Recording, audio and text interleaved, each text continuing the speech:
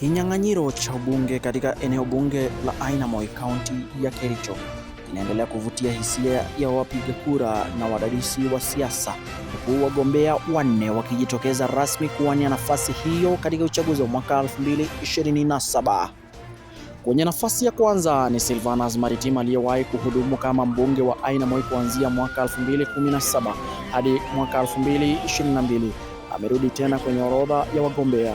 Amejipambanua kwa rekodi ya miradi na maendeleo ikiwemo miundombinu na elimu ambayo aliweka wakati wa kipindi chake cha kwanza.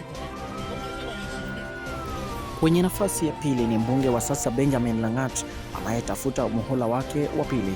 Katika utumishi wake ametekeleza miradi mbalimbali kwa ushirikiano na serikali kuu na serikali ya kaunti. Langat ambaye amekuwa akisisitiza ajenda za uchumi kwa vijana na upatikanaji wa huduma muhimu. Nafasi ya tatu.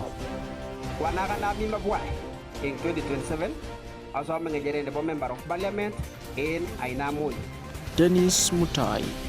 Mwanahabari wa Kass FM Dennis Mutai anayejulikana kama Denisto amejiunga rasmi kwenye ulingo wa siasa kupitia kauli mbiu yake ya Taunet na Lel. Mutai anajipambanua kama mgombea wa kizazi kipya akilenga kuleta mwelekeo mpya katika uongozi wa eneo bunge la Ainamoi. Mutai analenga kuwapa vijana wasio na kazi ajira na kuwakaribia wale wote ambao hawajapata chochote na vilevile kukuza talanta.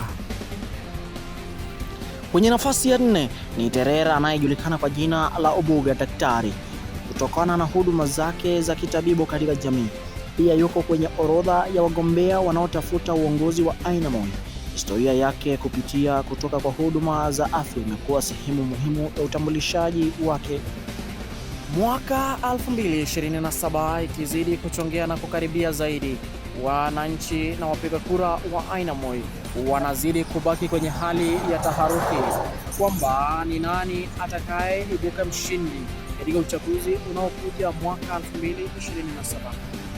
Nikiripotia runinga ya Msanii, jina langu ni Kiroi Yego.